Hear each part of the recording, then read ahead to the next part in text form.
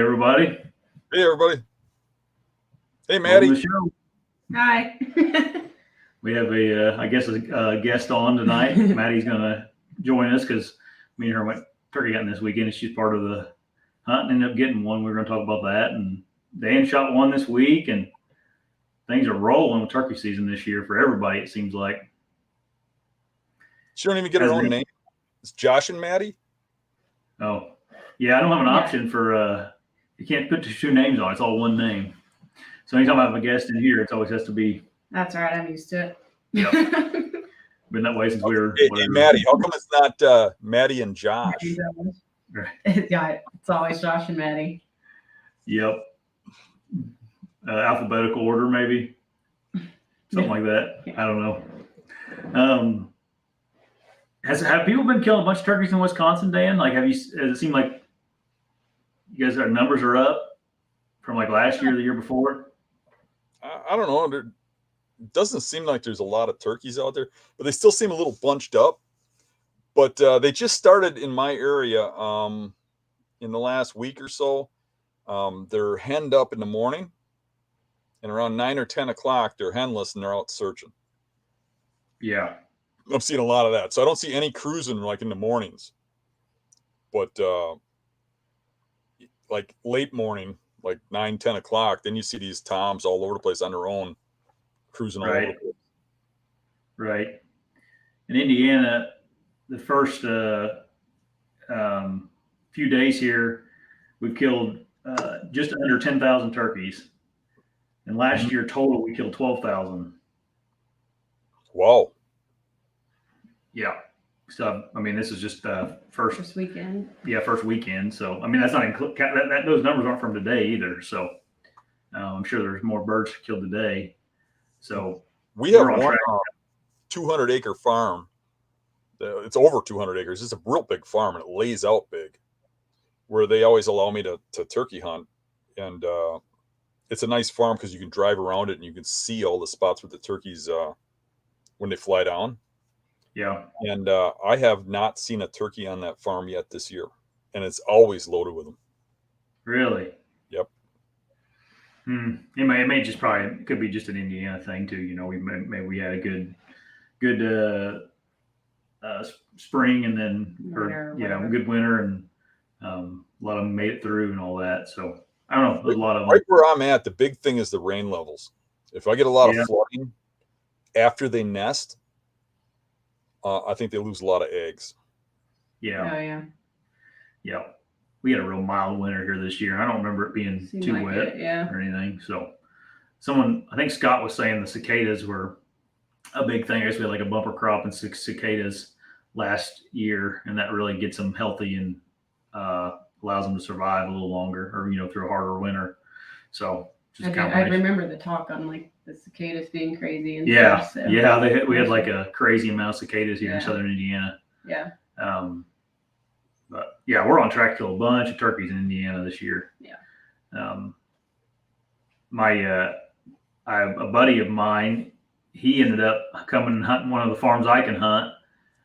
They killed 5 birds off his farm, and he was like, I don't want to kill any more off there. Won't be any there next year. So he came over. He killed one over on one of the farms I hunt.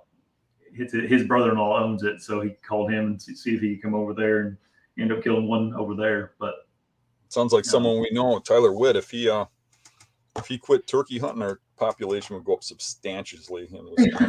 Has he killed any this year yet? Do you know?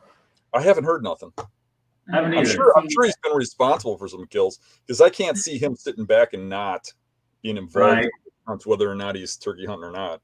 Yeah, he may just not attack. Deer scouting or whatever. I mean, Jacob had a tag that I think it was the first week, and I really wanted to go out and hunt with him, but I had some stuff I had to get done, and I didn't. But I wanted to. I mean, it's fun, but to me, it's not the world. You know what I mean? It's turkeys. Right. Yeah. I'm slowly starting to enjoy it more and more every year. It seems like the more I learn and get better at it, it becomes more fun. But you want to get into this little news story? I put a news story up that is kind of related to what we're talking about here, just turkey hunting stuff. And let me get to share my screen here. This was something that I got emailed to me from a Meat Eater email I'm subscribed to. It's like a news thing, but this Mississippi hunter harvested this once in a lifetime turkey. They're calling it. It's a real super weird colored, like a almost tan color turkey. Really unique. I don't know if I've ever seen a picture of a wild turkey like that. It looks kind of like that colored. I don't know if you'd want to shoot one like that. It costs you $1,200 because you have to mount it. Yeah. Yeah. It said in the article, he took it right to the taxidermy shop. So it was 3 bearded. Yeah. Yeah. And then it also had 3 beards on it. What's interesting about the light colored ones, you shoot a white one or one that's got light coloring, they still have jet black beards. Yeah. Yeah. It almost looks that is crazy. Weird. Mm-hmm. It looks different. It's like it looks out of place or something. Yeah.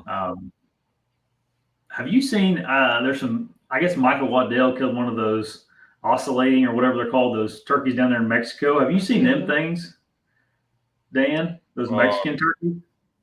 I haven't paid much attention. You hear about it a lot. You hear about people needing that one for their Grand Slam or whatever a lot. Yeah. I guess I never really paid much attention either. And it popped up on my story or something. It was Michael Waddell killed one. And I was like, blown away at them things. They are the craziest looking turkeys I've ever seen. I mean, they almost don't even look like a turkey, more like a peacock. They look like somebody's pet, right? Yeah, they do. And they're super tiny too. I mean, or at least the one Michael had, I don't know. It just looked like it was about this big, Mm-hmm. It was a fraction of the size of a Eastern turkey at least. But anyway, I thought that was cool. You guys could see that white looking turkey that guy in Mississippi killed. So Dan, you want to talk about your turkey first or ours? Doesn't matter to me. However you want to do it. Yeah. So this turkey season, I definitely spent more time scouting than I've ever for turkey than I ever have. I had my buddy Ben come down this long over the weekend. He came down Thursday night. And then Maddie was going to hunt, and I was really dedicated to try to get them both birds. And I'll talk about Ben's our luck this weekend, but it wasn't hard to find turkeys this year. I mean, there was turkeys everywhere here in Southern Indiana, it seemed like. And this is the first year I really set in ground blinds as well. I've never really put out ground blinds. I've set in one ground blind as I was bow hunting. I bow hunted them one year, and I set in a ground blind and shot one out of them, but man, I really kind of enjoyed it. Like I enjoyed scouting them and then setting up a ground blind in areas I thought they'd be, and then hunting those ground blinds. I think it's probably just the deer hunter in me a little bit, You probably prefer running and gunning, don't you, Dan? Yeah, I do. Mm-hmm. It's kind of funny though, because the last couple of years I've been tent hunting a lot, and the reason for that is because that's what Dave always did. He sat in a tent and headed in a certain spot on the land, and I just keep going up there because that's where I sat with him, And the funny part is that when we sat there together, I always just really complained about it and said, "Well, I want to get out running." And now I go there to say kind of thing. But I got them both ways last year because I got a few turkeys last year. I think I got 2. I think I got 2 or 3. And then Rick got 2 or 3. I don't remember exact numbers, but we both did pretty good. But we got a couple of them running gun and a couple of them out of the blinds, And I know I got one at Dave's, and I ended up shooting the kitten turkey. If you remember that one. Mm-hmm. Where you found those cats?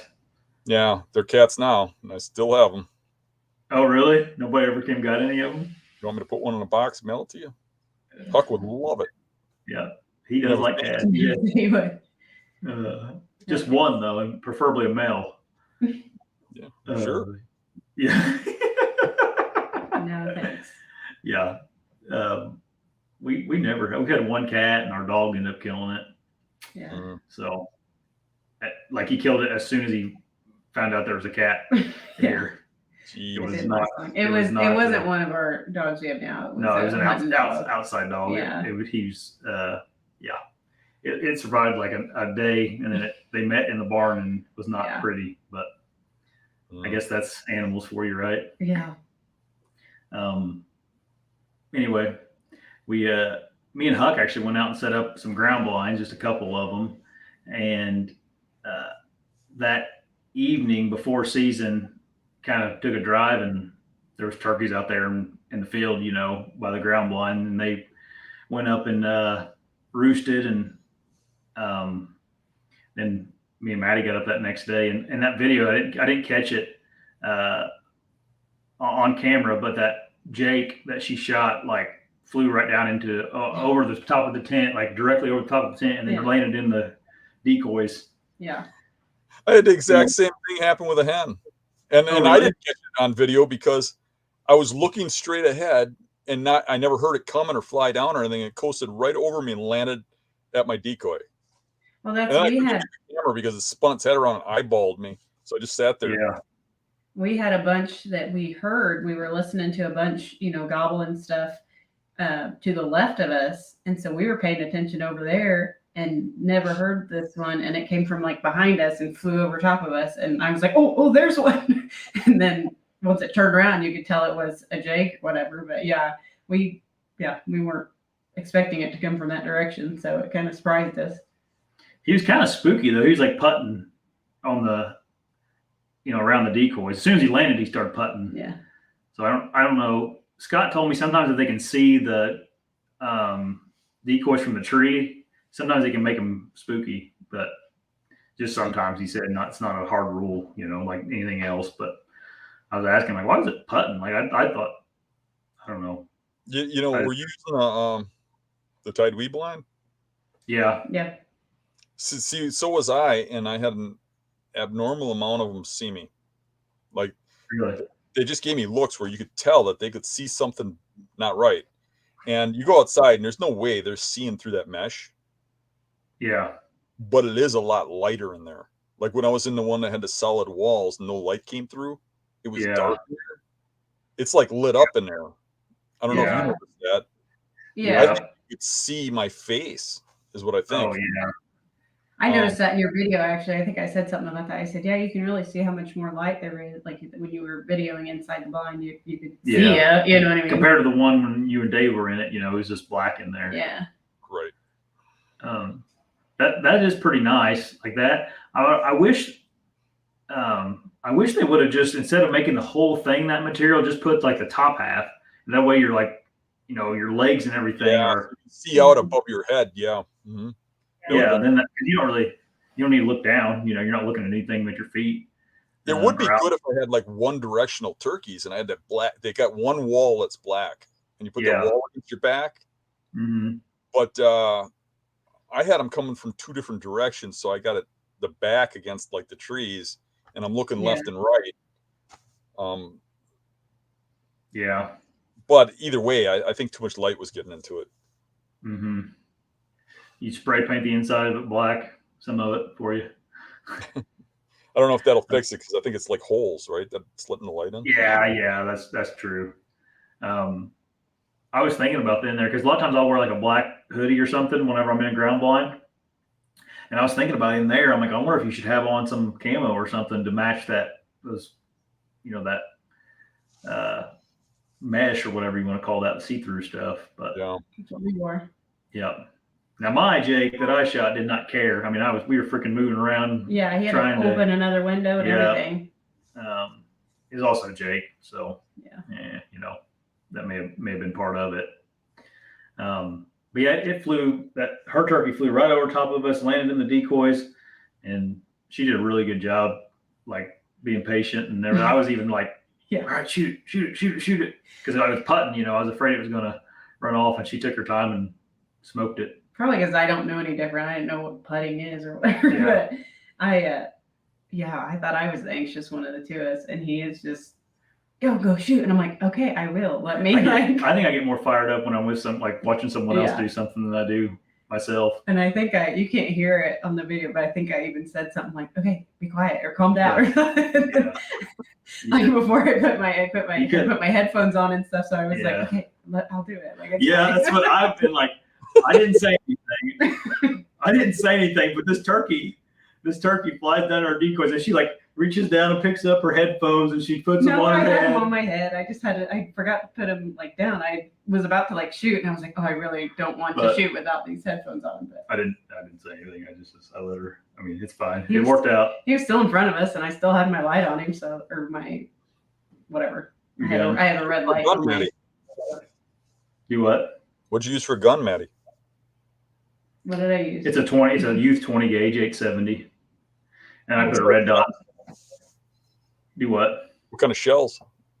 It's a 2 3/4 inch TSS. It's hard to even find 2 3/4 inch anymore. Yep. I got a semi-quarter that'll only take 2 3/4. I like using that sometimes, and I have a hard time finding 2 3/4. Man, this little gun, I thought about taking it up to Wisconsin because it's so light and compact, and that TSS really does a good job on it. They're expensive. They're like $10 a shell though. Yeah, it's amazing. But yeah, he got it not too long before season, just for me for turkey hunting. So no, we've had it for a while. Oh, it was? Yeah. Oh no, you just got the new. I got the red dot for season. Dot. That's because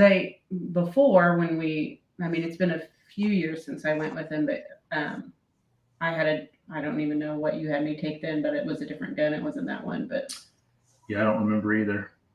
But yeah. Probably 12 gauge to be honest with you. I don't know anything we have. Yeah.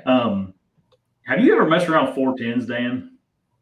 Not a lot. I have one. I got one from Dave's collection when he died. Oh. And I shot it in the yard, but not much. Yeah. Never really owned one besides that. Yeah. They're a little light for a turkey. Yeah. Yeah, a lot of people say if you use that TSS in the 410, it's a pretty effective gun for someone like her that's real small. But she had that 20 gauge. You even like on the way walking back, you were like you like looked at me, you're like, oh, I didn't even realize I shot the gun. Like I didn't even feel it. Or anything. I didn't feel afterwards like any soreness or anything like that. And I don't shoot often at all, like shoot guns often at all to be like used to any kind of recoil or anything. So it's nice when I don't have to worry about that, I guess. So.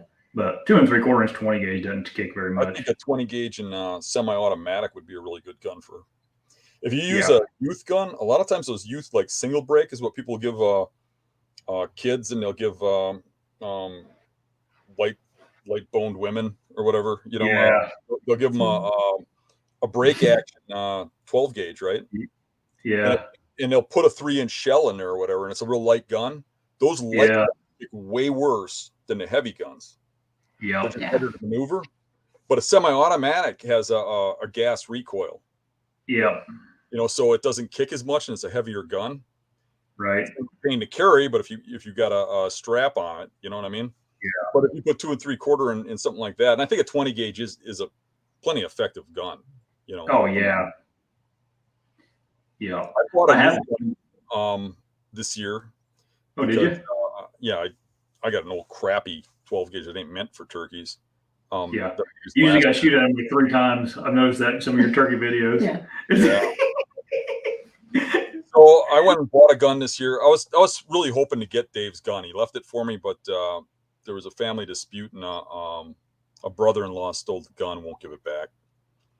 But I'm not getting involved in that, so I just went out and bought one. And I went to Fleet Farm, and the only thing they had was more guns geared towards waterfowl, but that'll work.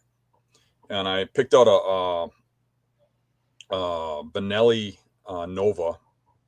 It's a cheap gun, but it was really the only one I liked. I would have liked to have gotten a semi-automatic and paid a little money for it, and I probably will end up doing that. But I actually ended up liking the gun more than I thought I would. After I bought it, one of my coworkers who's like a gun expert says, "Oh, those things rattle," and I got to put it together. It doesn't rattle, so I'm happy. But it's a really big and heavy gun, and I bought the TSS like you did, but I bought 3.5-inch shells. Yeah, and I thought that heavy gun wouldn't kick much, even though it's not like gas recoil. Right. It was like getting hit by a full swing from a baseball bat. Yeah. I don't know anybody young, like could take that. I mean, it felt like it broke my arm. And when I shot a turkey, usually when you shoot a turkey, you're not even thinking about something like that. You don't feel nothing, even then. And if you watch the video, you see the gun just fly. Yeah. That thing really, really kicked with those big shells. And I think those TSS kick even more because it just holds that wad together so tight in there that it just seemed to have more of a recoil. Because I bought the Winchester shells too. Yep. And I could not get a pattern out of those. So I went back and got the TSS. I got a pattern on them, but it wasn't real good. I could shoot up about 40 yards. I had a pattern and I had to aim a little low. Like I would have to aim at the breast to hit the neck. Yeah. TSS out to 60. I can aim right where I want to hit. And I got a real nice. That is crazy. I have a Vanilla Nova too, Dan. That's what I've used since I was 16. Oh, really? Yep. I love that thing. But I bought like I just use 3.5-inch number 5s. I don't have any TSS. I probably bought a freaking box of them years ago, and I haven't shot enough turkeys to use them all up. But I may go to the TSS if I don't know. We'll see. My grandpa, I have an old Remington 1100 semi-automatic 20 gauge, and I'd like to kill some turkeys with it. Just my grandpa's gun. I've killed plenty of stuff with it. I kill a bunch of deer with it and stuff, but I've never turkey hunted with it. But it's real lightweight and everything. But yeah, Zeke was saying that Zeke's little Mossberg 500 youth model kicks harder with dove loads than his new semi-automatic does with turkey loads. Right. So you're probably onto something there, but you don't feel like you need something different, do you? You were perfect. No. Yours, yeah. No, I did good, and I won't know any different if I don't get different. So yeah, and it was I also bought her that like there's a neoprene shoulder mount, and it like wraps around the stock where it makes it real comfortable for your cheek too. I bought that for it so at least it blows a little bit of what little kick there is of it. You did I everything. have a really hard time seeing the sight. Want to do it again. Stock right here, and I look down. Yeah. Maybe that's why it kicks so much. Yeah, maybe so. Maddie has a bad habit of getting it too high on her shoulder. Instead of getting it right here in like the pad of your shoulder, it'll creep up here, and that's going to kick more if you don't have it nice and solid. But once again, I don't do it often enough to have a routine or system or whatever. Yeah, we just need to shoot more with them. But I don't know. She did a great job. She was real nervous about how much they move around and stuff, because they do move a lot, Yeah. But so how did it go down? It flew down there. You got a bead on it. You shot it. Yeah. Walking out, or what happened? So then, we were just like, real quietly. There was already more turkeys to our left. Out in the field. That group we had heard, they finally flew down or whatever, and they were all hanging out a little bit to the left. And then while we were watching them, that other one like came over our head, and I did my whole thing. Well, then we look over and they're still over there. Most of them. I don't know if they all were, but most of them were. The hens were gone. They were nervous and they were heading in the woods. And the other Jake was like looking up at the decoys, and he just slowly made his way all the way up to him. And he wouldn't come into him though. No, he kind of went and then came back, and then he wasn't going to come into him. And finally, like, screw this, I'm going to shoot this thing.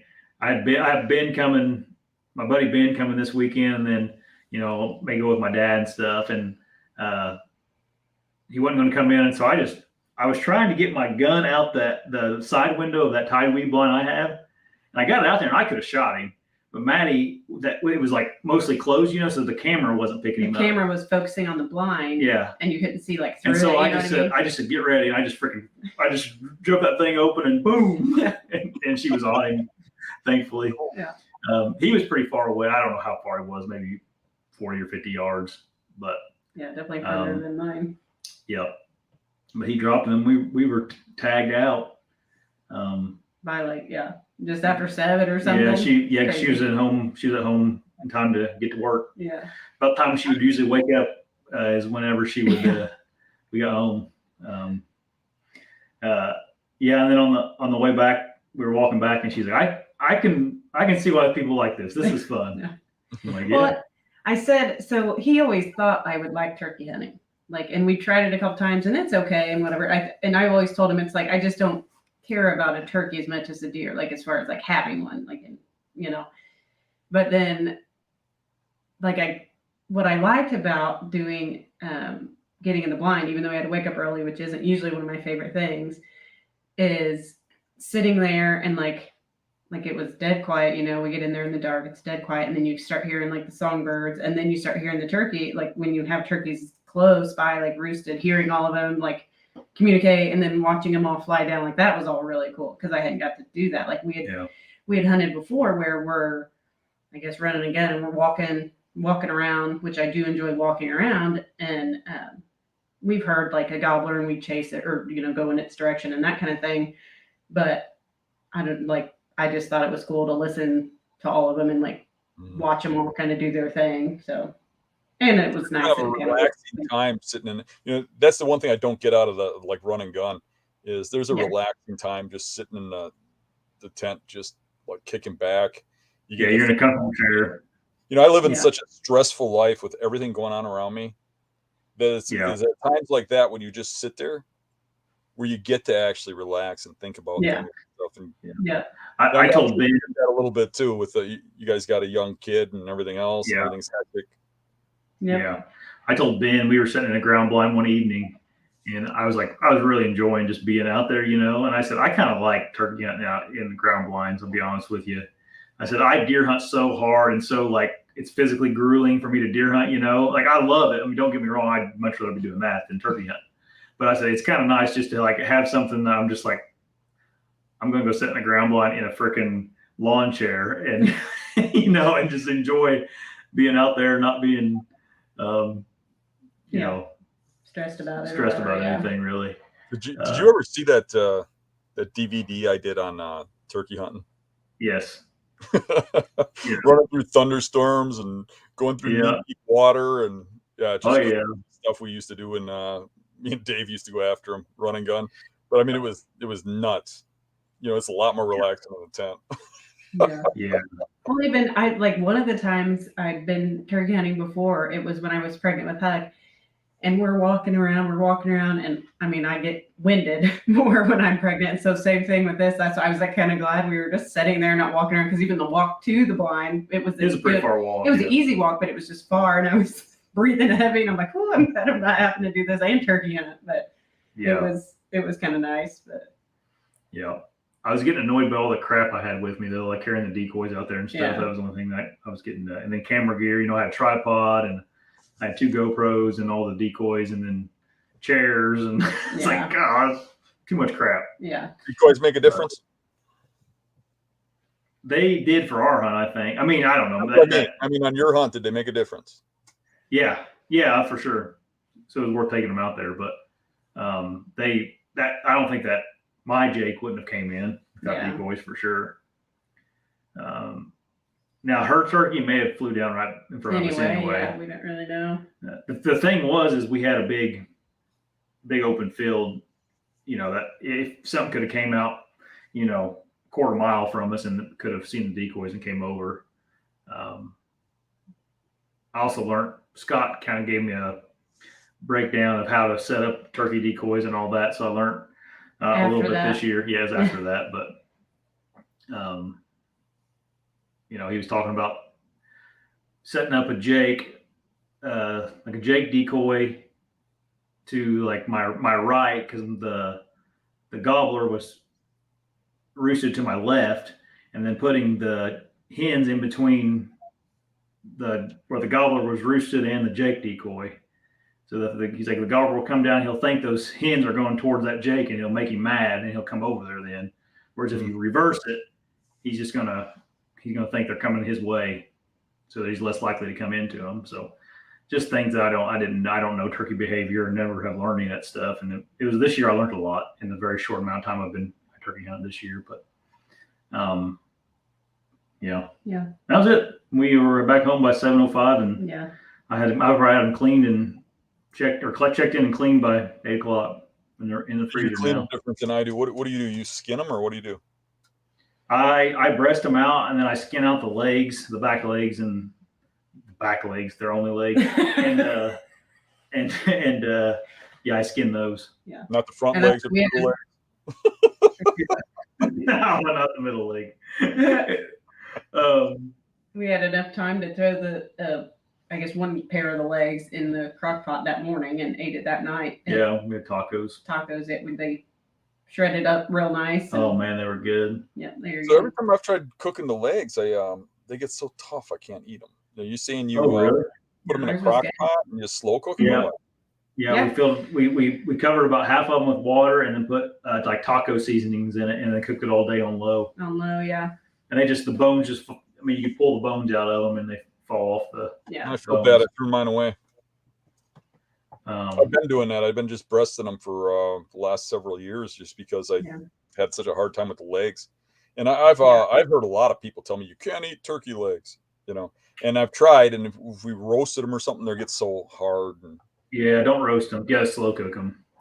But that's what I do with the breast anyways. I mean, I put the breast in a slow cooker with that golden mushroom soup, and they fall apart in there.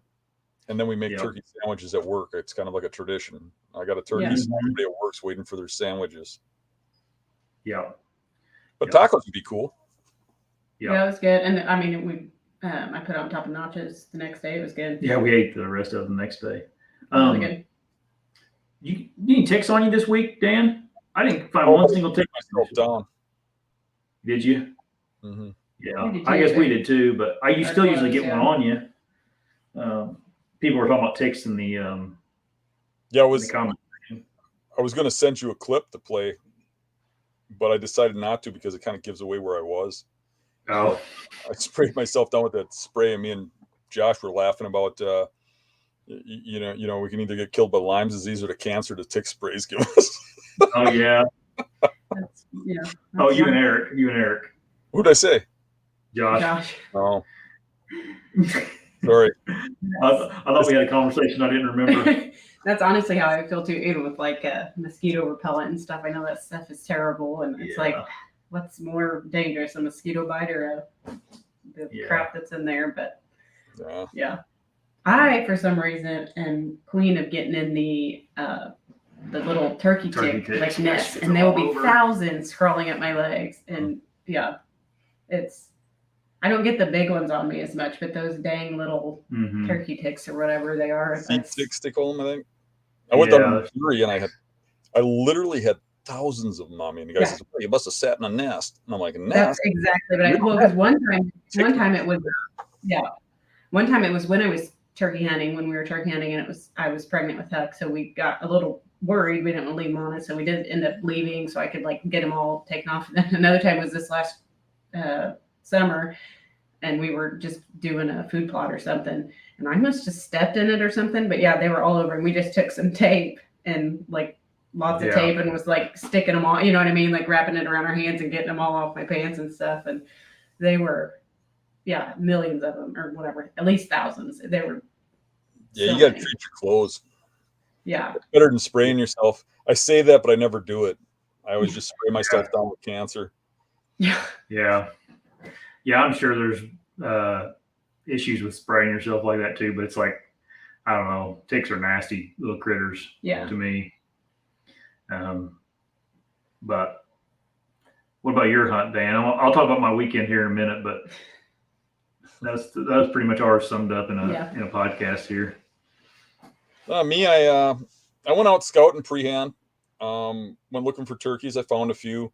Found some on Publix, some on Dave's.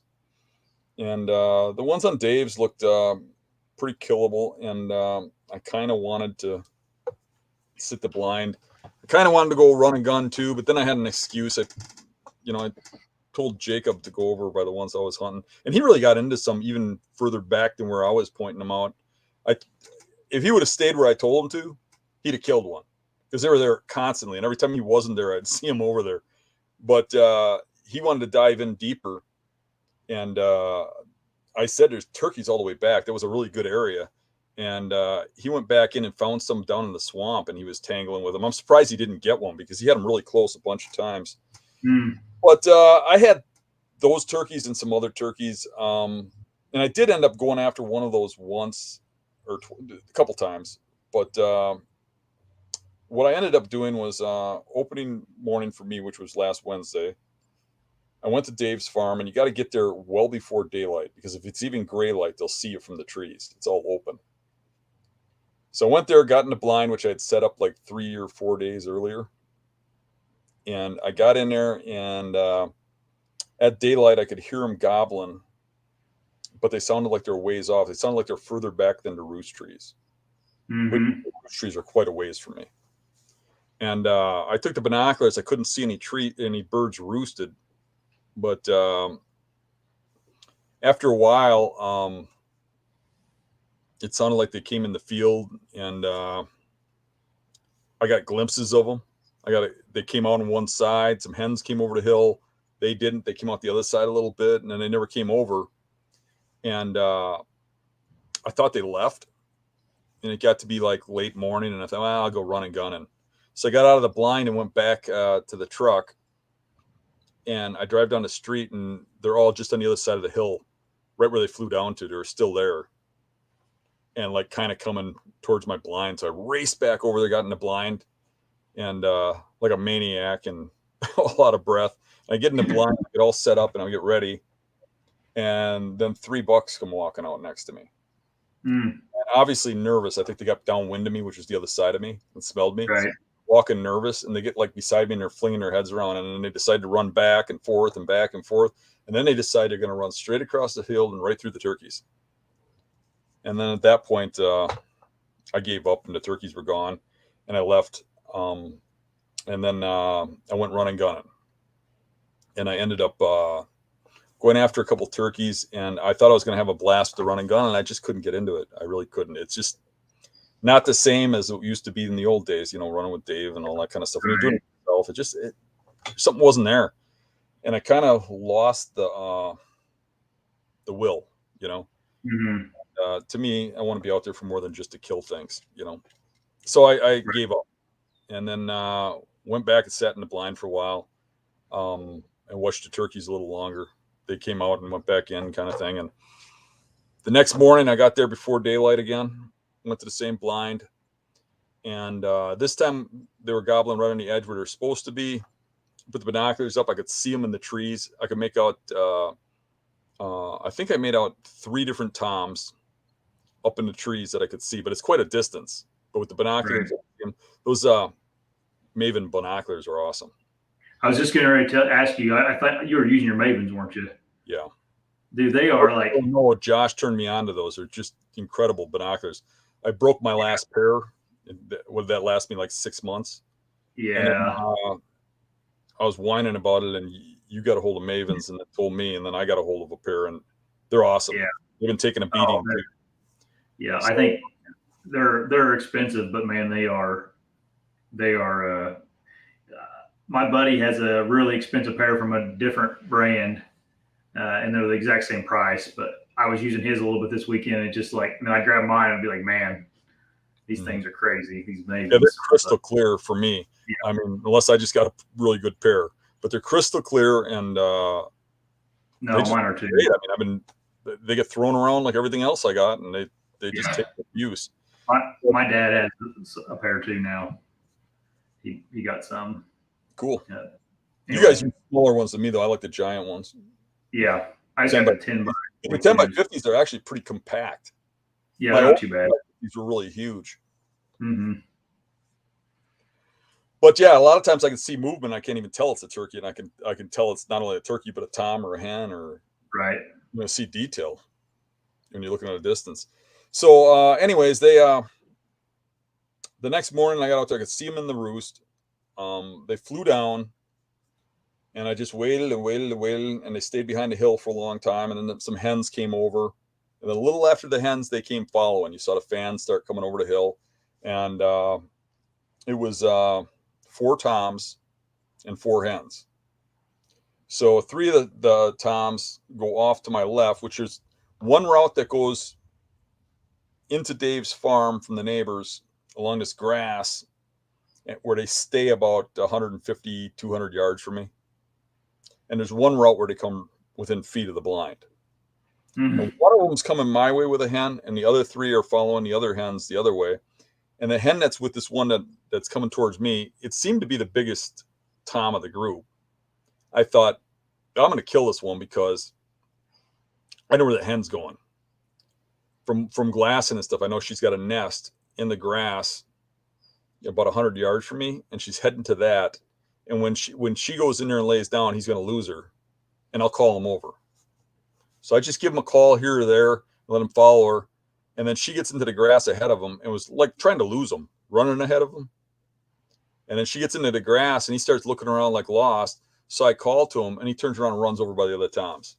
And then they had lost their hens too, but they flushed one out of her. She went in the grass and hid. They flushed her out. And when she got up, she started speed walking away from them onto Dave's farm. But like I said, 150 yards down, and all 4 toms were chasing after her. And they went onto the farm, but just over a rise from me. And I heard them gobble all of them at once over the hill. And then it just went silent and stayed that way for well over an hour. Mm-hmm. But I know that that's kind of a dead end. They're coming back around. And generally when they come in the bottom, they come around to the top and go back out. So I'm figuring they're going to come in from behind me. Kind of like the ones I killed last year on that video of soul searching. Yep. So I turned around. I closed the window on the one side so that they couldn't look through and see me. And opened the window over here and left this window open, which was the direction where I watched him go in. And I got everything turned around, got the tripod turned around, the seat turned around. You got to kind of shift it around because you got to have room for the gun and stuff, right? Right. So I shift it around, and I'm watching over here and just kind of glancing over to my right. And I see something out of the corner of my eye, and I'm looking, and here's one of them coming up the tree line to me. And remember now, I had this decoy out. And what I did with the decoy is it's just a hen decoy. And I just put it where I can see those roost trees. And I know they got like telescopic vision. If I can see those roost trees, they can see whatever I have out there. And that's why I got out there so early. So I put that decoy out there, and I knew they could see it. And every now and then I'd do a hen call. I figured as soon as they lose those hens when they're on Dave's farm, which they would, they'd come back. And that's what they're doing. They're coming back alone. And the one's coming in, and I can see 2 more through the trees coming behind it. And the first one comes out at about 50 or 60 yards. And it's kind of giving me the eyeball. It's like looking, doing that number, that bob thing. It gobbled right away, though, as soon as it walked out. And I was surprised that late in the morning it gobbled. But then instead of not walking straight at the decoy, walking in a radius. Mm-hmm. And I was facing the other way. So I'm kind of wonky turned around. Mm-hmm. And if it went any further, I couldn't get much more wonkier. So I was about as far as I could turn to pull the trigger. And it gets to the point where you're so awkward, you're losing your aim. Right. So I had to shoot. And you could see it on video. I don't say nothing about it, but you can see and hear it. I pulled the trigger, and there's a click, and there's nothing going on. You can see the gun jerk. Yeah. Like, oh, you saw it? Yeah. I'm like, I didn't have this. I had the safety on. So I turned the safety off, and now it's really getting wonky. And as soon as I got the beat on it, I shot it, and it dropped. Yeah. And when it drops, one of the other turkeys just comes running over there. I thought it was going to attack it. Just kind of ran up to it, looked at it, and like, hey, what's up, dude? And then it just started like putting around, and then it went past me and then ran back over there. And then another one ran up. I'm not sure. The second one that ran up might have been the same one. It looked the same, but they're all in the same size range, Right. And there was a group of them down there. So I don't know, but that was it. I mean, it was fun, Yeah, you need someone else with a tag in the blind. Yeah. And that's what I was going to say is that's where you and Maddie should have been, because you got to those toms 2 toms back in there on the second one. You guys could have got 2 big toms. Yeah. Heck yeah. Maybe next year. That's why, like on that last season when I got multiple tags, it's not a bad idea to just buy another tag in Wisconsin, because there's a good chance you shoot 2 on the same hunt. Yeah, so you can buy 2 tags. I'd kind of rather. I mean, I might want to do that just once to say I did it, do a double. Yeah, right. But I would rather save the tag and do another hunt, honestly. Right. Yeah. Me, I don't really want to. Like, if I had 2 turkey tags for the whole season, the last thing I want to do is on day 1 shoot both turkeys. Yeah. Yeah. That's I've even. Yeah, I've even said, like, I almost wish you could shoot 2 here. Like, just it'd be, because we did shoot it so quickly. But I know No, it's not always if we're hunting deer and say 190 with 2 drop tines came in and you shoot it and then 180 typical comes in. Well, Yeah, I'd be different. shooting them both at the same day. Yeah, 2 tags. That's a little for sure. different. It's a little different. Yeah. Yeah. No, that was a cool hunt. You got yours pretty quick too, really. I mean, you seem like you were planning. Yeah, you seem like you were planning on hunting all weekend. Yeah, I'm glad because we had rain all weekend. Yeah. I had 2 good days, and I kind of heard that was coming. So I took Wednesday and Thursday off, and I really want to save those days for deer hunting, but I really don't know what the future has in store for me for vacation days. There's some things at work, so I thought, what the heck, I'll just use them. Yeah, right. So we had that first day, we had that experience, like that really good one, and everything worked out, the way it's supposed to. Well, my buddy Ben got in here Thursday, and he's been coming down here for, I think we figured, I think it's his 6th year coming down here, and he's never gotten a turkey. He just hunts the weekend, Yeah. And we usually have an opportunity every weekend, but we just don't get it done, and so on Friday, we went out in the morning, and we roosted a bird Thursday evening, and Friday in the morning we were sitting in the set up on this bird, and it was perfect. It was like he was like right behind us in the woods a little ways, just gobbling every breath on the tree. He's all fired up already on the tree, and I thought he was going to pitch down into the field, and coming to the decoy just perfect, like we had thought in our mind. Well, it didn't. He just like dropped out of the tree. The turkey did. Mm-hmm. And just was gobbling like crazy inside the woods. And I think he could probably see our decoys from the tree. And he just like really slowly made his way to the edge of the field. Well, the problem was he pitched down like to the turkey's left, and he pitched down right behind us. And so of course, I've been setting to my right, because we thought that the turkey was going to come from the right. So we wanted him on the right side. And I'm to his left about 8 yards.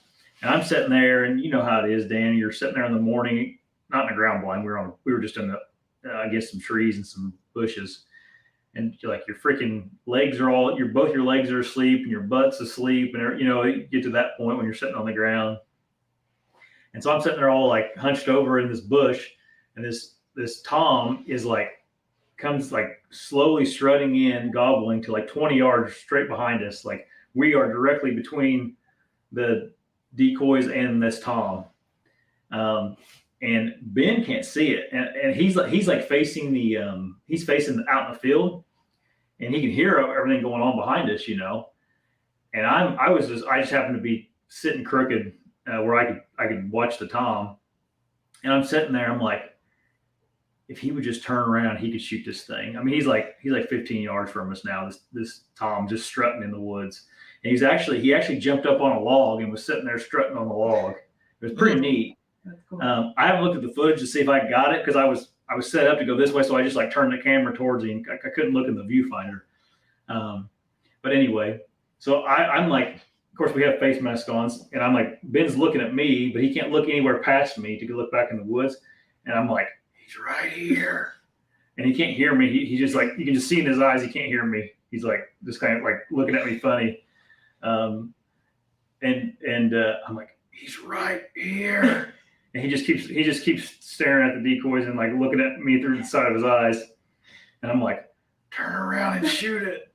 And he's right here, he's strutting, and finally he's like, I think he like caught on to what I was trying to tell him, and he turns around and he just like looks back at me, and he's like, I'm like, he's right here, and he's like, and finally the turkey got nervous and like made his way out to like 30 yards probably, and Ben could see him then. And then I was like, shoot him, and he didn't. And life went on, turkey went away, and we sat there for a few more minutes, and I crawled over to him, and I was looking, and there was like this big giant cottonwood tree between the turkey and him, and he couldn't even see the dang thing, the whole thing he couldn't see. Yeah, until it showed to turn around and walked away, and then I was kind of like looking, and I'm like, oh, I said, he's like, I could see it when it was right there by that log. And I was like, oh, and he's like, but it's like 50 yards. And it ended up being like 30 yards about how far it was. So I kind of screwed him there. I mean, if I would have been sitting there in between the decoys and him, it probably would have eventually, came around where I was sitting and he had like a 10-yard shot. But since I was sitting between he was going to walk right into me. So that was our first like good hunt. We set the evening before, but didn't really see anything. The next day in the morning, we had a decent morning hunt. Didn't really get on anything. Heard birds and all this, but just didn't get on anything. We were coming home, and there's 3 toms out in this field that we can hunt adjacent to it. And we end up. I have one of those fans, like a turkey fan, just a fan. It doesn't have anything attached to it. And so we parked on the edge of this field. We sneak all the way over to the property line. And the property line is just a fence row, and it has like briar bushes and thickness and everything else. Real nasty fence row. Like you couldn't shoot through it or anything. We couldn't anyways because we couldn't shoot on the field that the toms were. But all 3 toms were out in that field. We sneak over to the fence row. We're crawling down the fence row. I kind of like peek through the fence. The toms are still all 3 out there. And I went down the fence row to the opening. We both crawled down there, and I told Ben, I said, sit right here. We'll sit on this fence row. I'm going to go to the opening in the fence, and I'm going to fan the turkeys and see if I can get their attention and get them to come over here. Dan, I got to that fence row, and I put that fan up and just kind of wiggled it around, and all 3 of them birds just picked their heads up and just beeline to us. I mean, it's about as fast as they could go. And I put the fan down real quick, and I like scurried behind Ben and got the camera ready. And them stupid turkeys, I'm talking about, we're against the fan, like I'm sitting here against this wall. And those 3 toms just like paced back and forth in that fence row and could not figure out how to get across that fence to save their lives. And if they would have just went like, a few steps farther, there was like a big hole in the fence. And they would have popped out and they've been 10 yards from Ben. Yeah, they do that all the time. They'll stop at any kind of obstacle. Oh yeah, and I did it twice. I got them to come back to that fence twice. They after they couldn't get across it, they ended up going back out in the middle of the field. I crawled back up to the fence, the opening in the fence, and I waved that fan, and here they come. And just one of them came back over again, but the other one that came back over did the same thing. It was pretty cool because we were sitting along that fence, and their heads were like probably 3 yards from us, just like how the stupid heads are as they're looking around and it was like you could just out of the corner of your eye you could see their eyeballs just like looking at you. They couldn't see us, but that was pretty neat. Then the next day we found another turkey out in the field that we could have got on. It was on a piece of private I could hunt, and we saw it out in the field. And we went around the corner to go to the parking spot, and there was someone parked there, and they were walking across the field to go get him. And that was the farmer's brother-in-law ended up being, and he ended up shooting it. So that was another bad luck thing that he got into. Then Sunday morning, we roosted another bird, and we actually we'd set up a tent, and it roosted right by our tent, our ground blind. Same field me and Maddie shot ours on, but we moved the ground blind a little bit earlier that day to get in a better position for where this tom was at. And everything was perfect. Dan, Saturday morning, it was a beautiful morning, or Sunday morning, it was a beautiful morning. The sun comes up, turkeys are gobbling, and like 6:45 our time, which I know is different for you guys, but that's about what time they come down. And we're sitting there anytime that turkey just gobbling its head off on the roost right behind us. And, we're anticipating the turkey to fly down. I look down the fence row to my left, or down the field line to my left, and 5 coyotes are running down the fence row to us. And all 5 of them go in between us and that turkey, and they were just running everywhere. And the rest of the whole morning, we never heard another peep out of anything. We heard some far off gobbles, but 5 coyotes. That's crazy. So he had just horrible luck this week. I felt so bad for him because all he wants to do is kill a turkey. It's been 6 years. There's not very many turkeys in northern Indiana. There's not as many as there are in southern Indiana. How long you get for a season? We have until May 14th. May 14th. So you can come down for a different weekend. Yeah. They have the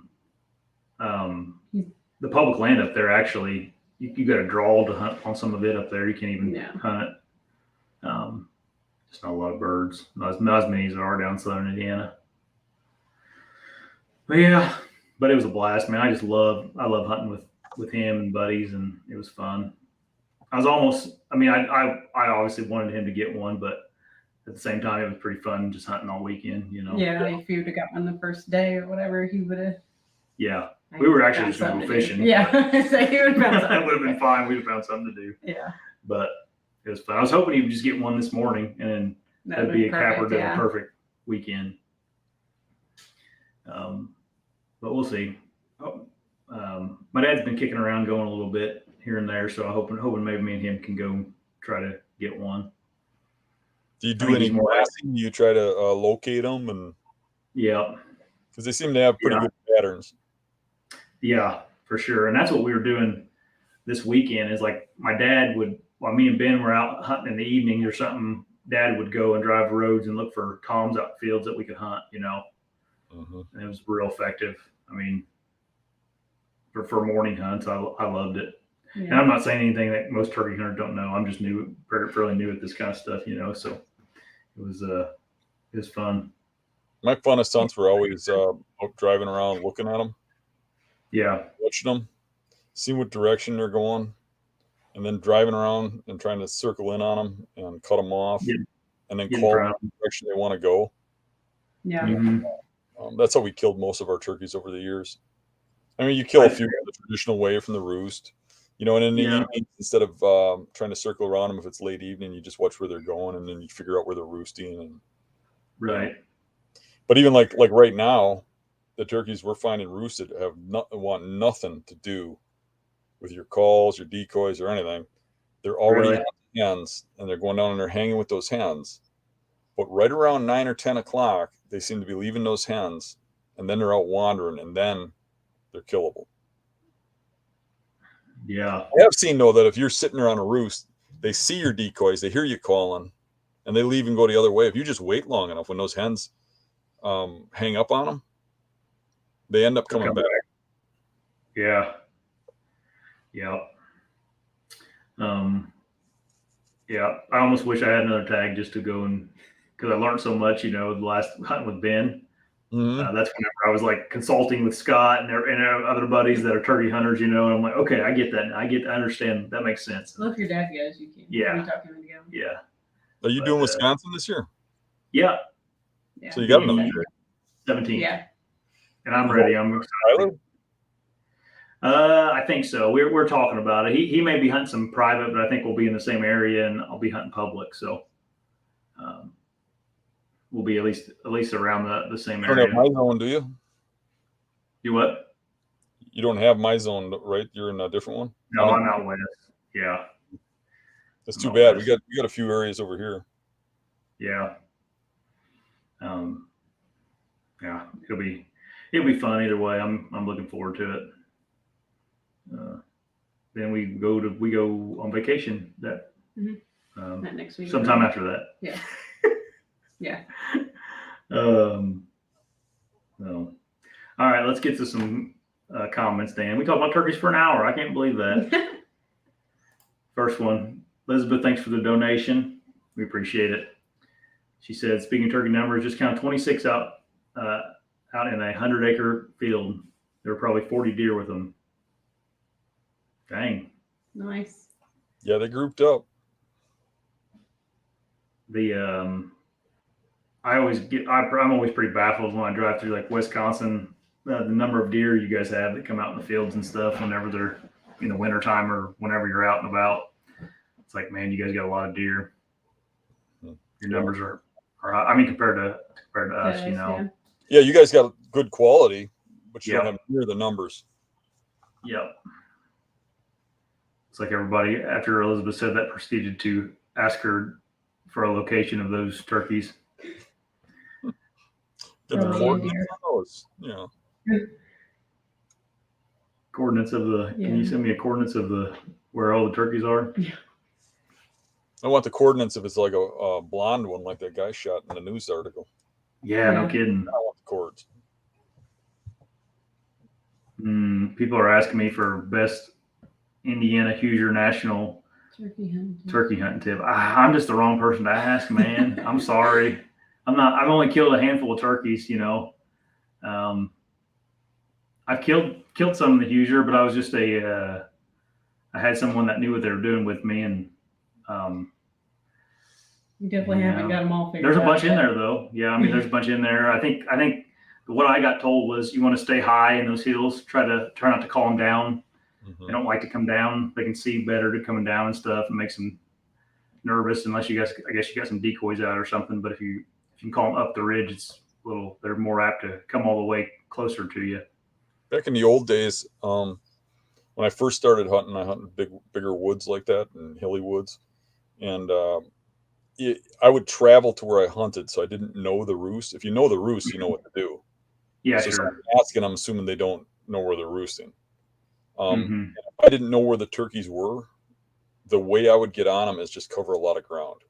So I'd take my call and I would move, and every time I'd get to a position where I was gonna, every couple, like 400 yards or so, I'd call, and I'd just go till I got a gobble. You could call, sit down for a while and wait, but I found every time I do that, about the time I'd move, when it'd be coming in silent or something. If they're silent, you almost got to call and wait. But I want to get away from the roadaways because most hunters are near the roads.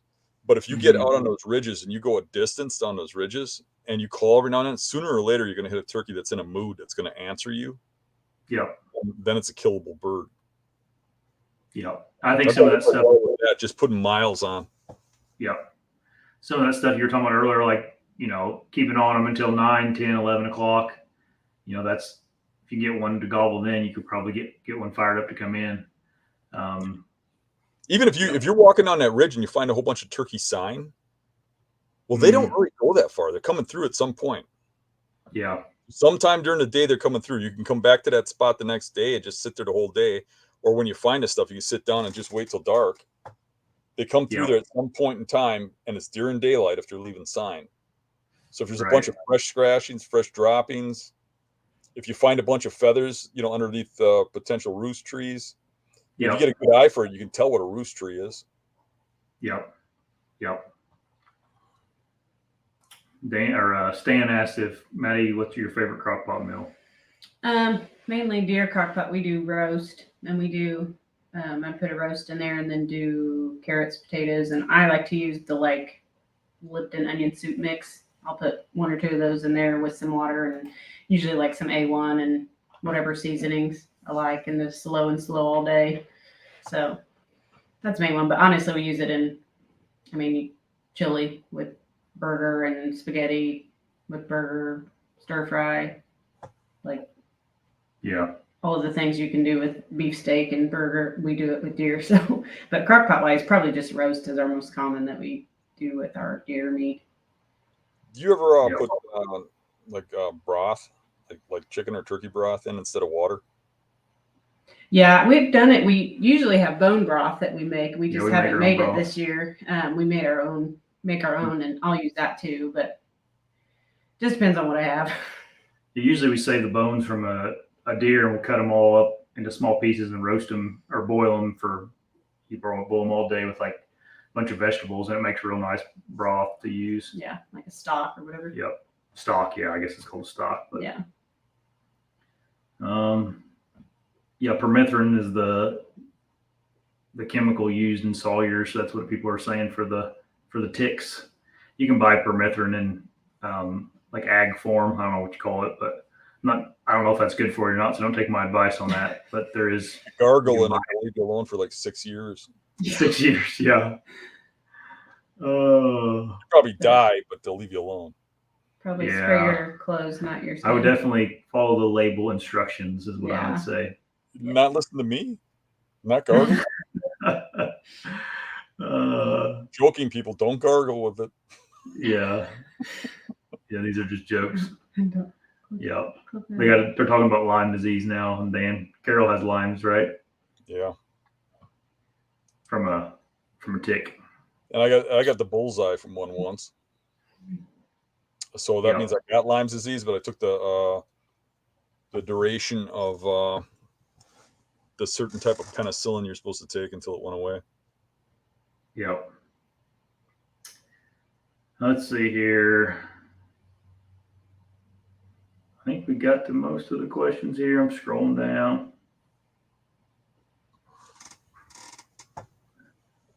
I may have to have people start to, I was talking to Dan about this a couple weeks ago. When you do have a question, you may put like a question mark at the beginning of the comment from now on. Make it easier to find.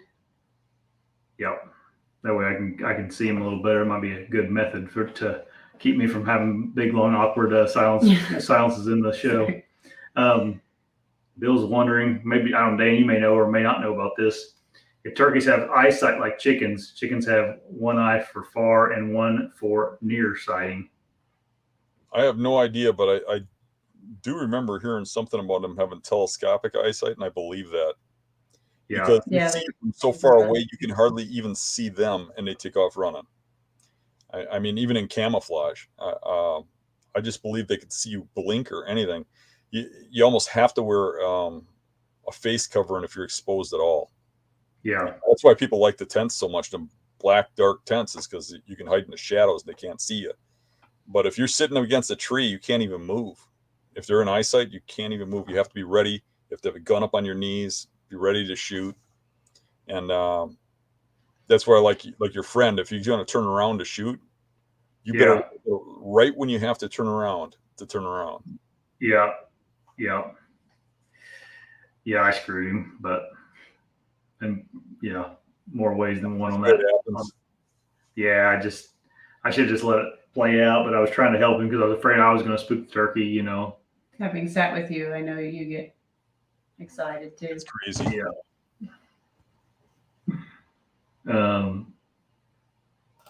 Ron asks, how do you get hung up toms to come out of a field? I don't know. For me, you mean hung up with a hen? I assume so, yeah. I just keep working them, you know. So you don't want to just sit there and pound on the call, but you want to just keep letting them know you're over there. And eventually, maybe he gets bored of her.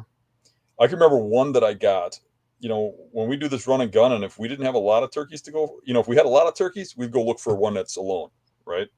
Or one that looked killable. But when we didn't have a lot, if we found one with a group of hens or whatever, we're going after it. And I can remember one particular big tom I got that we saw it in a field with a hen. And we snuck up to the edge of this field and tried to call the hen, you know, because that's the most reasonable thing. You just make a couple clucks and stuff and hope she comes wandering over to see who's over. But she wanted nothing to do with us, which is usually the case with the hens. And she just keeps going. So then when I call, he would gobble. Matter of fact, he'd like double gobble. He'd gobble at her, he'd gobble at us. And they were going across this field for a long ways away from us. So I noticed when I'd call, he would stop to gobble and look at us. And she'd just keep walking. And I started calling more and more off to get him to stop more. I got her way ahead of him. And then when she got into the woods ahead of him, I just started pounding on that call. And then after a while, he's looking around like, where is she? And he just turned around on a dime and came all the way back to us. After walking all the way across this field the other way with her, we were able to call him back because we were able to hesitate him where he lost track of her. So, I mean, what you got to do is just use your head and just try to figure something out. I mean, it's a game. If you know what they're doing and what you're doing, and you can try different stuff, you know. The best thing you can do is get in the direction he wants to go. If you know where he's going, if he's in a field and you know how he's leaving that field, to get in front of him, the direction he wants to go is the best way. And if you got more days to hunt, the worst thing you can do is just chase him out of there. If you have to just back off, just watch where he goes, and then you know where to go tomorrow. Because they kind of pattern. They do the same things over and over again. I'd imagine it's easier to call them in if they're already wanting to go to that area anyway, you know. Exactly. Yeah. You can call them a few yards off, but tell them to turn around and come back where they, don't want to go, or come to some direction they don't normally go. It's hard. Right. American Gothic, he asks. Thanks for the question mark in front of it too. Dan or Eric, who gets the hunt Neverland Island first next fall? Neverland. Yeah. I don't know. We'll find out. That's something we'll talk about when the hunt comes. You guys got some time to argue about it. Yeah. So it's not arguing, but I'm just joking. Under the video, somebody was like, "Who gets to hunt Neverland?" And somebody said Eric pointed it out. Well, we're going back there because it was my area. It goes 50-50. If Eric really wants to hunt that, he can hunt it. That's fine with me. Yeah. But we're going to find a whole bunch of spots like that, and some of them are going to be because I point them out. Some of them are going to be because Eric points them out. Right. And, we'll figure out who hunts where as we go. Now, we find spots like that a lot. We don't always publicize them like that one. But I would imagine we're going to get into some really good stuff in there. And we have already. Last year, I had a confrontation with a very, very large buck. And if I'm calling it large, it's large. Right. I had a close range in that area. And that's why we're picking that apart and going in there deeper. And I'm wanting Eric to come along and hunt with me more over there. It's a drive for me, but it's an area that I hunt. And it's really a drive for Eric. He's got to travel a little ways to get there. And I plan on him coming down and hunting with me if he can make it. And I would love to see him go in there and kill a buck. But we have already scouted some more of that, found some more really good stuff. And he seemed to be leaning a little more that way. As a matter of fact, he left some of his DNA out there. He sliced his thumb pretty good with the wow saw. Oh, yeah. Yeah, he just nicked his thumb with it. I saw you letting Huck use that, and I was like, oh. Yeah. That's a scary saw. Yeah. Matter of fact, can you see my thumb? Yep. Yeah, I put the wall saw right through my thumbnail. I just bumped it right through the thumbnail, and it's bleeding underneath the thumbnail. Yep. Yeah. Huck's little soft fingers, he'd cut one of them things right off. What are you doing? I was told by... don't let him play with that. That one isn't that brand. It's a different, it's a cheapo. Okay. I mean, I know, but I was told that kids learn by...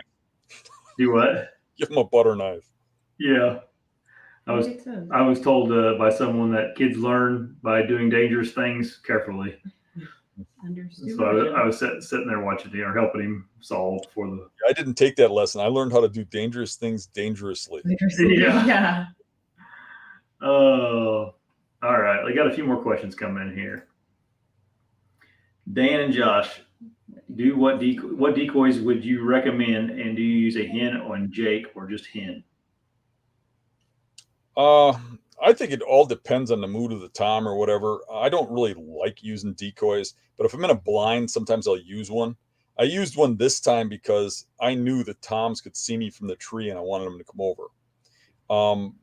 I went and bought a new decoy to use. I don't like those little stupid plastic ones that are like, I think turkeys see too good for those. So I went and bought one that had a lot of detail. It was an expensive decoy though. But what I did notice is it blended into the surroundings a lot, where I would have actually rather had a darker decoy, just so that they would see it better. But I don't know that mattered because I know they saw it.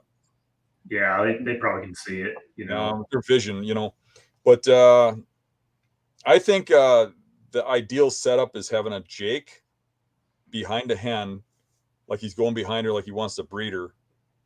And I think that will get a tom fired up coming in. But, I've used decoys a lot. And I've noticed that with decoys, a lot of times they're a mistake. If you start calling a tom in and he's coming in all fired up, I've seen many times when they're coming right in until they see the decoy.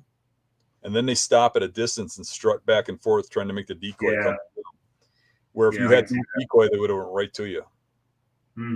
Matter of fact, when they're coming in, a big method is to just stop calling when they get within a certain range, even if they're kind of holing up, and just let them hesitate and hesitate and hesitate, and then come looking for you, so they don't know exactly where you are, because then they'll come closer. A lot of old toms, especially in heavily hunted areas, I think they know the gig, and they ain't coming in there. They're going to make the hen come to them. And in nature, the hens go to the tom a lot more than what people realize. It's not really as much the tom coming to the hen. Now, you get a fired up tom, it doesn't matter what you do. You can drop your call, you can put a decoy out, or like you show them a fan, and they'll just come running in. Yeah. But they ain't always in that mood. You got to catch them in the mood to get that. The other ones, you kind of got to entice in. And I a lot of times a decoy can be a mistake, and a lot of times it can be what you need. Mm-hmm. And it's kind of a horse piece. I think in my situation, I had a tendency to believe the turkeys were going to come in from downhill and go around me and not come over.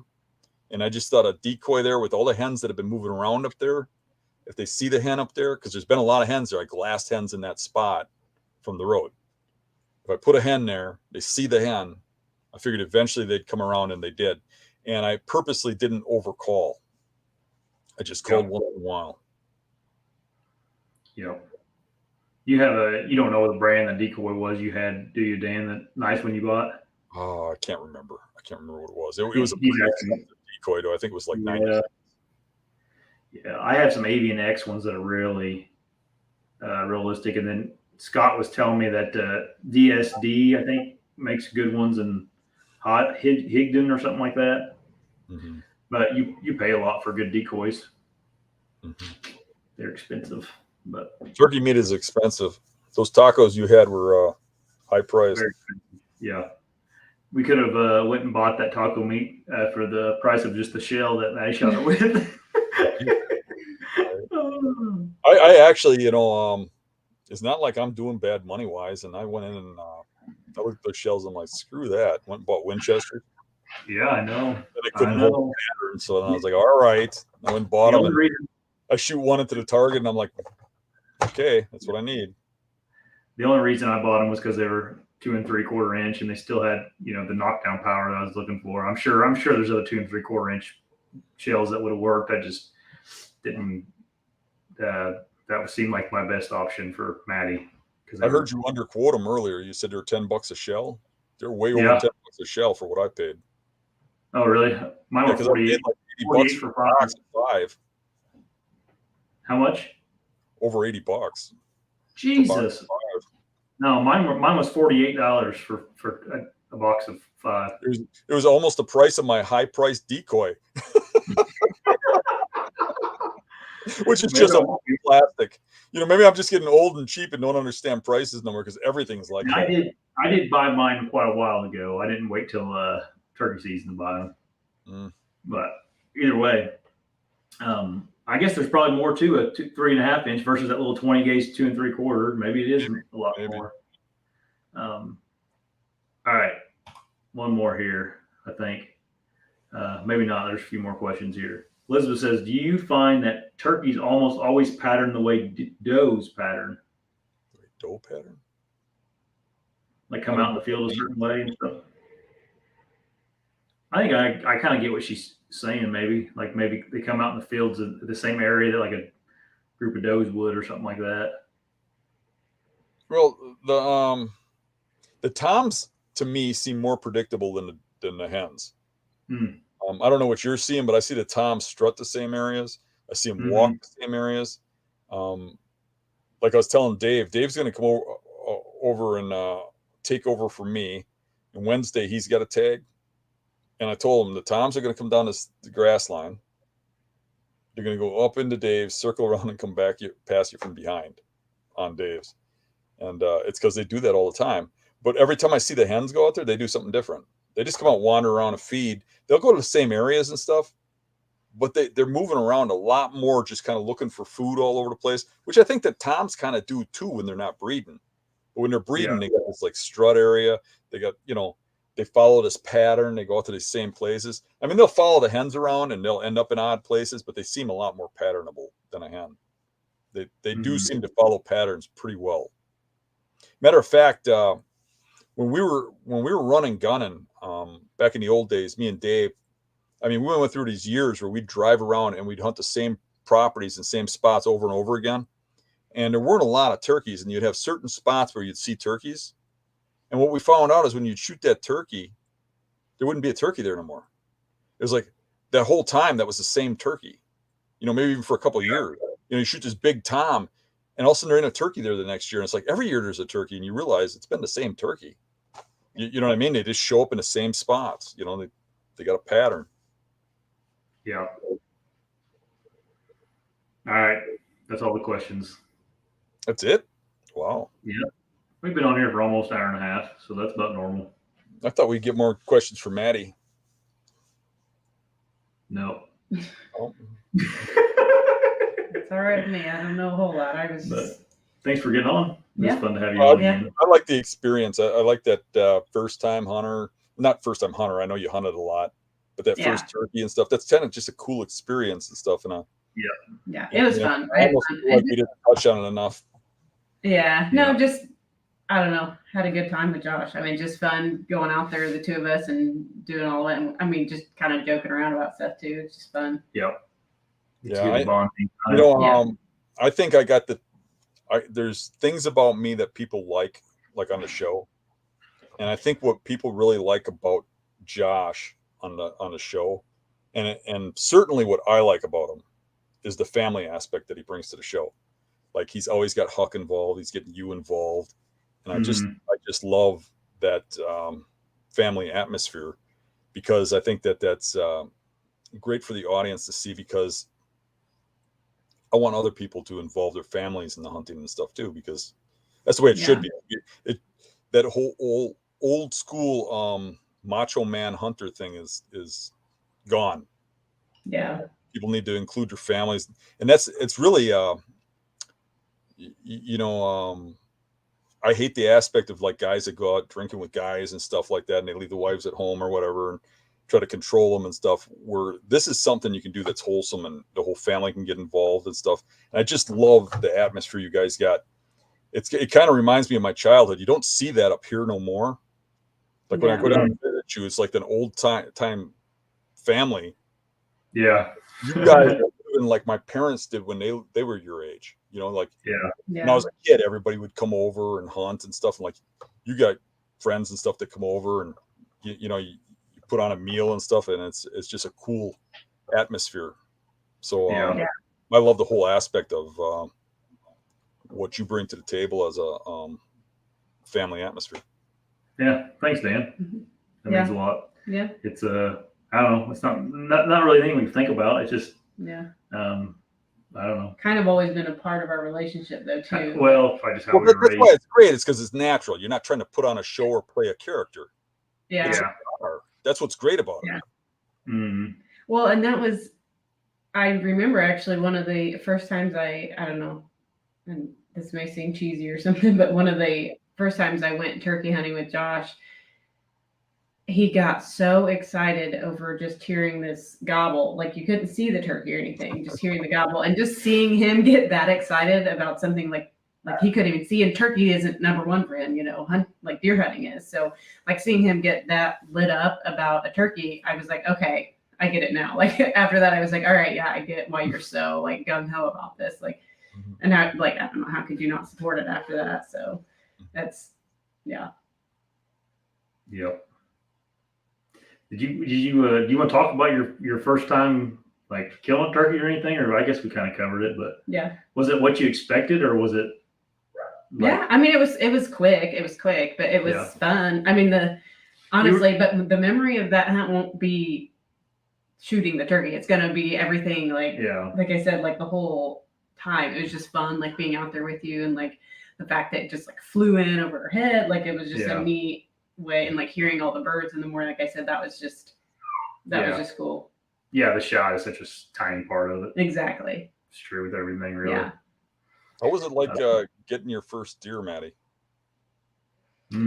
Oh, no, I gotta remember that's been years and years ago. Well, my first deer, I don't actually. You shot it with a bow, and it was Remember I got Yes, lost. yes. Again, it's the story because of like I don't even remember the exact shot as much as I remember. So I guess I didn't make a great shot. And so it ran forever, and just being my first year, like we were bound determined to find it. And so it was like, I don't know how far away she ended up being. It was a doe, but she was trailed forever away. But anyways, we trailed it. We did find her. But then to drag it back, Josh was dragging it, and I was holding both of our bows because we were both hunting.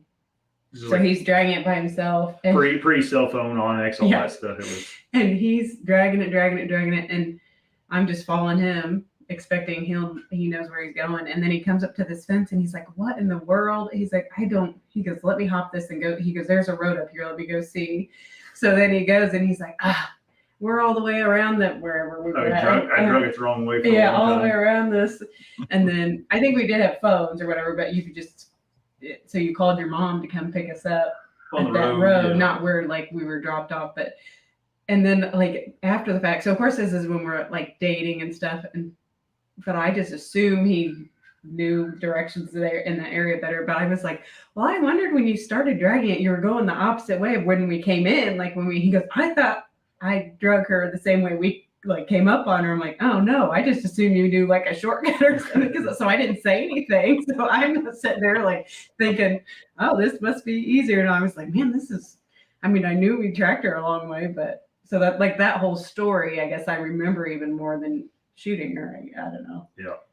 I remember having some really good sets in the snow and just remembering being like, just in awe, like how pretty it was. And just like, I don't know, kind of finding my love for nature, like hunting with him. Cause I was outside a lot as a kid, but I actually grew up in the city. And I had some exposure to, I guess, more like farms and stuff like that, but not directly my family. So yeah, that's what made me enjoy it. Just being out there and getting to experience a whole different side of like, outside and earth and nature and everything. So yep. I think my first buck, I think we probably talked about this last time we were on, but it wasn't, I don't want to say it wasn't that exciting, but there wasn't much. Yeah, it was just a little forky that came in and she shot it and it ran like 30 yards and fell over dead. It was there. It made me feel confident about my shooting abilities, but other than that, there wasn't much to it wasn't a cool, like it didn't come in any cool way or anything like that. Yeah. It was just neat, but nothing. Yeah. We better get off here, guys. Our dog's freaking out in the house for some reason. So he's not happy that we're not paying attention to him. All right, everybody. Thanks for getting on tonight. And we'll talk to you, I guess, here in a few days, probably. See ya. See ya. All right.